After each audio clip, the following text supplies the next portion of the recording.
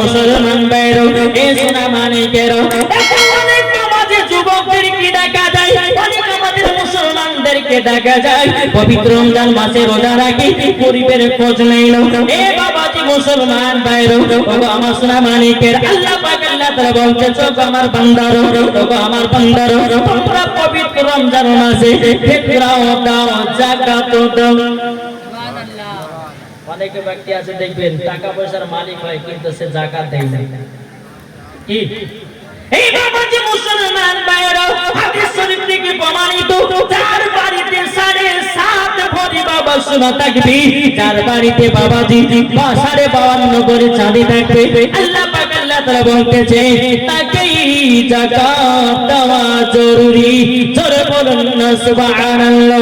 এ বাবাজি মুসলমান ভাইরা যদি কেউ যাকাত না দেয়, আল্লাহ পাক আল্লাহ তাআলা বলতেছে যাকাত না দেওয়ার কারণে তার সম্পূর্ণ টাকাটাই হারাম।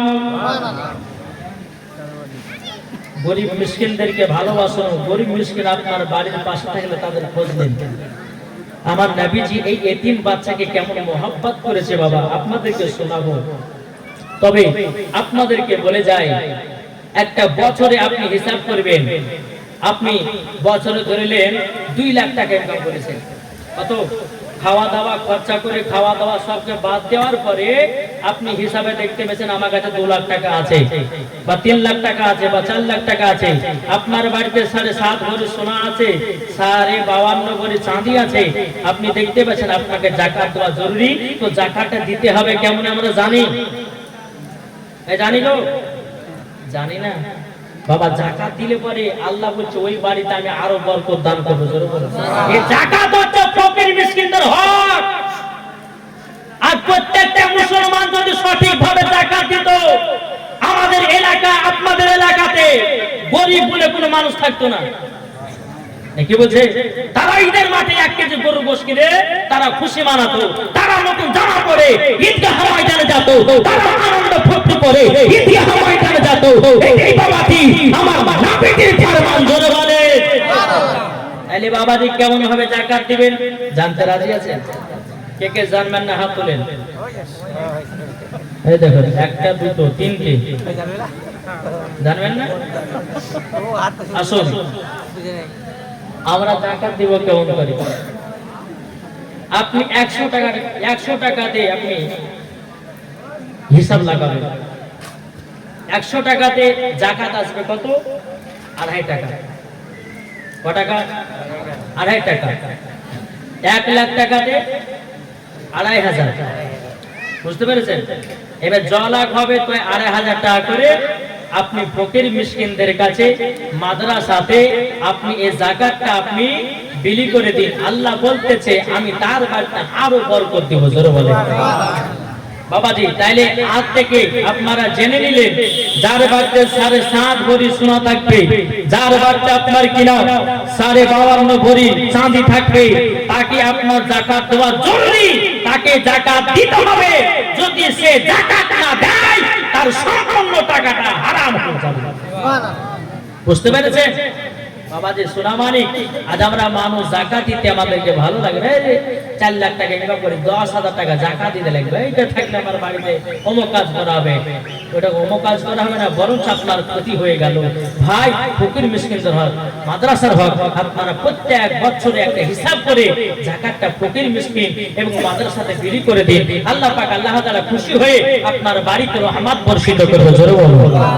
তাই বলতে চাই ভালোবাসার জায়গা মদিনা।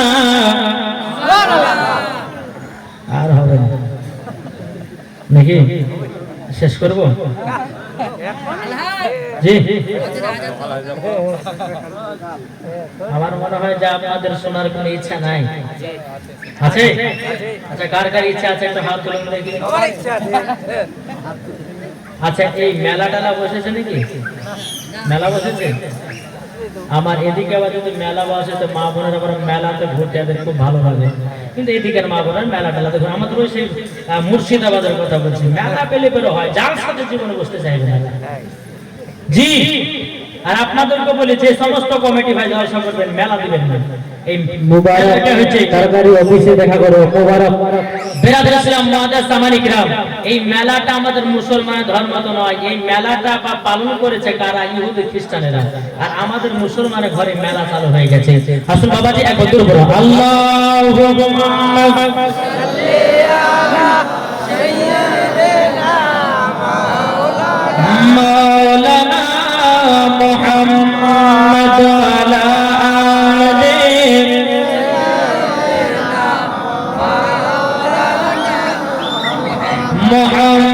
মোহাম্মদ। তুমি মানলে মানো না মানলে মানো না। সুন্নিরা খায় বিরানি আর কিছু ওয়াহাবিদের গায়ে উঠে চুলকানি, এরা দুরূদ পড়ে না। তাই আমরা বলি তোমাদের মানতে হলে মানো, না মানলে মানিও না।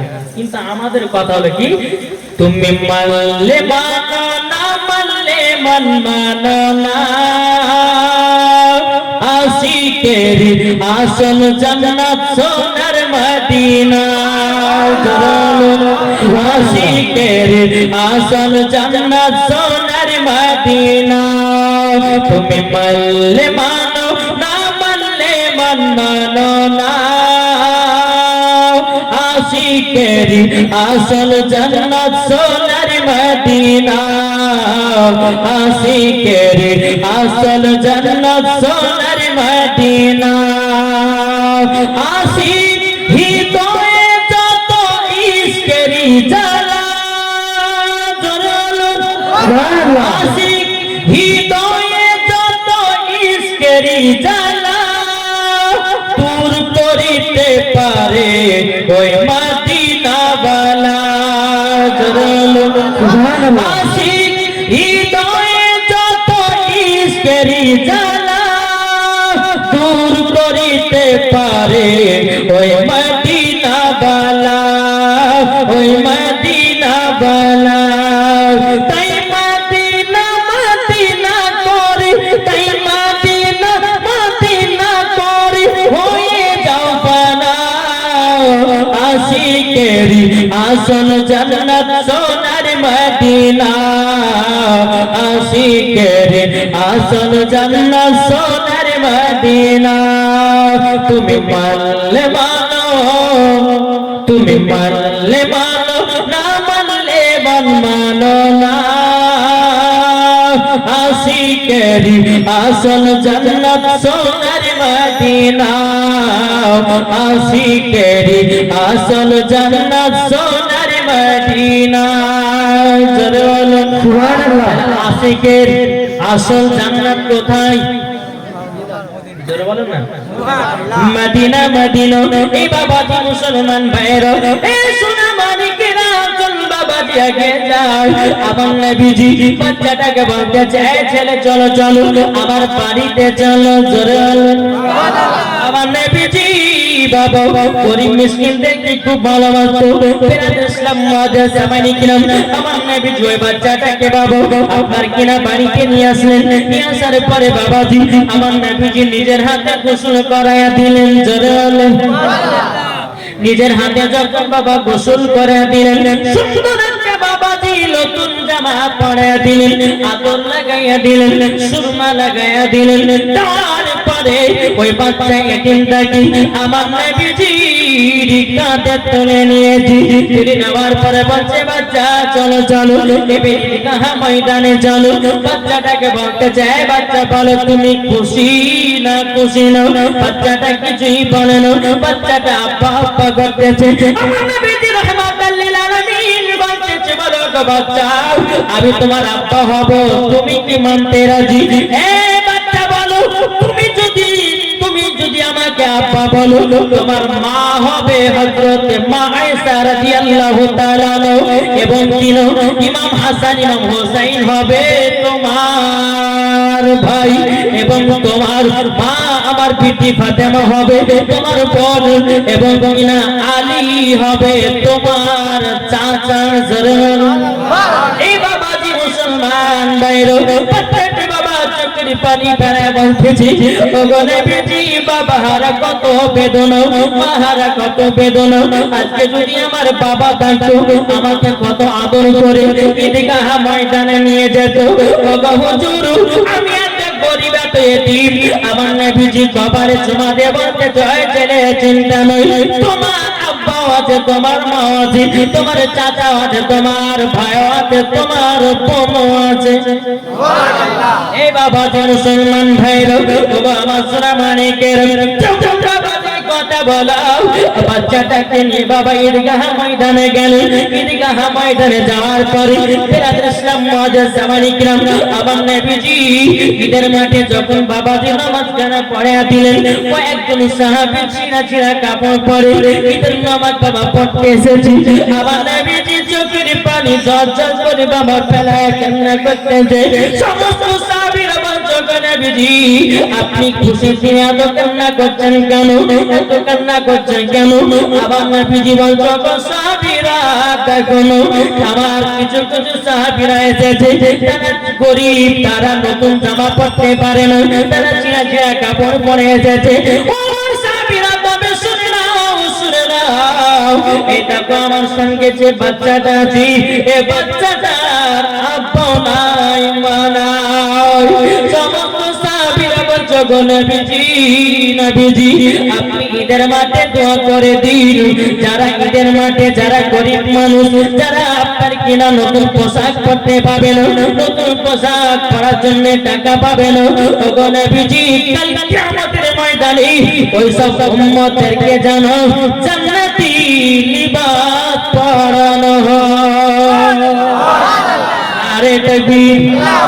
নারে রিসালাত ইয়া রাসূলুল্লাহ মাসলাক আলা হযরত হে বাবা মুসলমান ভাইরা ও বাবা সোনা মানিকেরা বাবা আমার নবী রহমতের নবী এই নবীকে এখন বাবা কোন কিছু মানুষ আছে চিনতে পারলো না আল্লাহ পাক আল্লাহ তাআলা বলতেছে আমার বান্দা বান্দিরা আমার নবীকে যদি তৈরি না করতাম আমি দুনিয়ার কোন জিনিসকে বানাতাম না আল্লাহ পাক আল্লাহ তাআলা হাদিসে কুদসির মধ্যে বলে লাউলা মুহাম্মাদুন ওয়া উম্মাতুহু নবী এবং তার উম্মতকে যদি তৈরি না করতাম লামা খালাকুল জান্নাত আমি জান্নাত বানাতাম না ওয়ালা নাহার এবং আমি দিন বানাতাম না ওয়ালা কমর এবং আমি তারা তৈরি করতাম না ওয়ালা শামস এবং আমি সূর্য বানাতাম না ওয়ালা মুরসালা সম্মানীয় ব্যক্তি বানাতাম না ওয়ালা ইয়াকা ওগো মুসা নবী তুমি শুনে রেখে দাও আমি নবী এবং তার উম্মতকে যদি তৈরি না করতাম ওগো মুসা নবী আমি তোমাকেও